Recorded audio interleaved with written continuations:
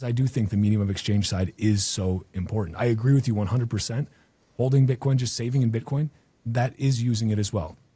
Absolutely. It's just an earlier part of your progression along, as you said, from store of value, medium of exchange, unit of account. Like this is naturally. And again, the future of Bitcoin is here. It's just not evenly distributed yet.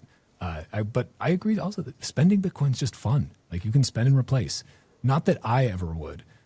Nor that I would ever, like there's another cool thing that somebody could do, which I would never advocate for. I would never do it myself as well. But you could just engage in commerce with somebody via Bitcoin and not tell anyone else about it.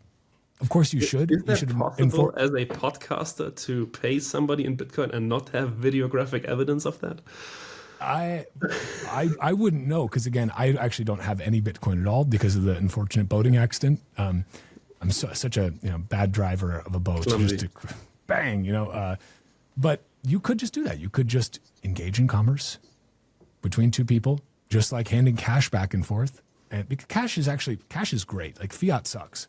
Cash is fantastic. Cash is so very private. It is wonderful, right? Yeah, you can do that like with Bitcoin. Cash would be like a newly invented thing, they would not invent or like allow it to happen. Like it is too good. Like it could not be done again. Without historic precedent, they would say, no, let's not have that. Christine Lagarde would be out there being like, I think not. It is, but this is where we're going. Also, that I don't want to say they, but I'll just say they. Generally, whether they're in Europe, whether they're in America, whether they're in China, they don't want you to use cash. They want to get rid of cash. They want to implement complete surveillance coins. They want to implement central bank digital currencies. But because the cash is like this within the fiat system, it's the last vestige of private transaction that you have. There's nothing else. Anything you send through the banking system, there's no way, you can't custody fiat digitally. It's not possible, right? It necessarily needs a custodian. You can custody fiat in cash. Granted, it's still a promise of a central bank, right? So, do you actually own it? Do you own anything? Whatever. But the point being, it's like cash is still something that you can use outside, even though it's using fiat still outside of the surveillance panopticon. That is really powerful. And that's also why they need to get rid of cash so that, they can, and this is where what you see happening too. I think this all goes in tandem with all the age verification stuff online, all of the language about how dangerous VPNs are. You need to be ID'd before you get into any sort of social media. It's to protect the kids, Chris. It's to protect the kids. Yes. Somebody think of the kids. Somebody please think of the kids. It's either how'd you like it wrapped, counterterrorism or protect the children. But all of that dovetails together. And you enter into this, you very easily get to the place where you see, crackdown on access to physical cash, or just get rid of it entirely. Make any interactions that you have in the internet traceable back to you and your real identity. No longer allow pseudonymity or anonymity because everything's been ID'd. Perhaps not even at the application layer, but at the ISP level. That's going to be the next step, right? Get rid of VPNs, make the punishment for VPNs incredibly, incredibly harsh. All these things to remove any vestige of privacy that you have left.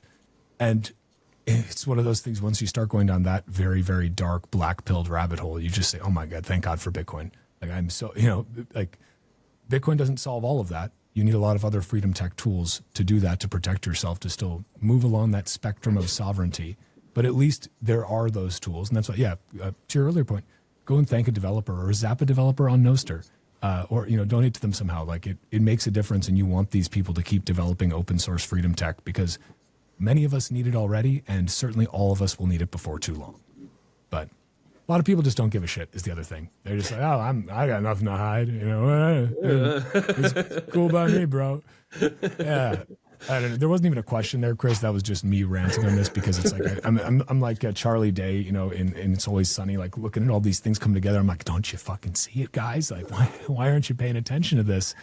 But the sad thing is most people don't care. And perhaps my question would be, what does it take for the majority of people to actually give a shit about freedom money and freedom tech and privacy tech? Or will the majority just never do it? And it's giving a shit about these things is a Fibonacci distribution or round it to a Pareto distribution. Like, and it's just, most people never will. And that's okay. I don't know. Yeah, so that is my bearish case.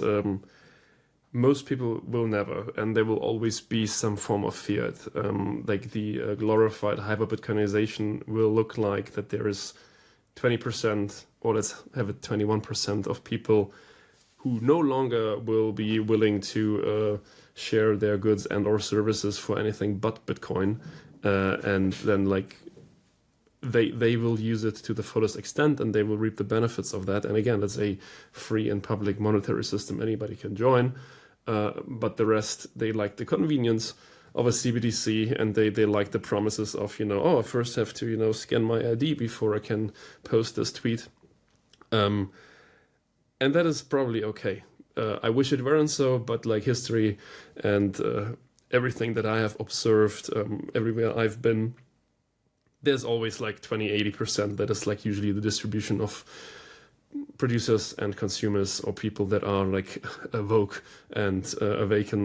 Like I would not believe if people tell me like, oh, I just came from my time machine and it's the year 2040 and everybody's using Bitcoin and everything is fine and there's no more wars and we are multiplanetary. Would be great. But maybe that's the German in me. Like I'm a little pessimistic on that. But if you don't have any expectations, like you cannot be disappointed. Therefore, I'm will be gladly, shown an opposing view in the future. But yeah, so if 20% use Bitcoin, that will be a huge win. Yeah. Happiness is reality minus expectations, right? So it's a simple formula. I want to be conscious of your time here, so maybe just a little speed round, suggested by our friends at the very storied publication, the Bitcoin Bugle. They wanted me to posit some questions about should plebs be allowed to do certain things. So we'll just we'll just go down a list of a couple of them here, and I'll just get you just give me a yes or no. Should they be allowed to? Yes. Should they not be allowed to? No. So should plebs, the first one is obvious, be allowed to have sex? If it is consensual, sure. Okay, I agree. Should plebs be allowed to start podcasts? I mean, can we have enough? Yes, we can. That's a tough one. Like at one point, we do have enough, but we do not have enough good ones. So maybe, like even a blind chicken finds, So I would say yes, like just like monkeys on a typewriter. Eventually, its greatness will arise. Yeah. So yeah. The interesting thing about that one though is as soon as you start, you may be a pleb, but as soon as you start a podcast, you become a compromised influencer. So it's like, can a pleb even start a podcast? Because at the moment of starting, it's like when you observe the photons. You got me there. Traveling paradoxon. Yes. As soon as you start a podcast, you ascend. You become a better person. You become a podcaster. Yeah. All right. Or a quartard influencer. Yes. Whatever it may be. Obviously. But so you can't exist in both states. Like it's a tricky one. It's actually a quantum problem, which I hope that we'll crack once we get some more compute. The pleb paradox, yes. Yeah. Should plebs be allowed to control the thermostat? So a friend of mine is an HVAC engineer, and like he has installed hundreds of like HVAC systems in like large office spaces. And usually he gets calls back that people complain, or like, we need to change this, we need to change that. And he has taken to installing thermostats that appear to be connected to the system, but they're not. And then the complaints stop. So if you give monkeys the choice to change the temperature, like it's not automatically regulated, but you have like a knob, like suddenly everybody is happy. So that's actually a fascinating social experiment.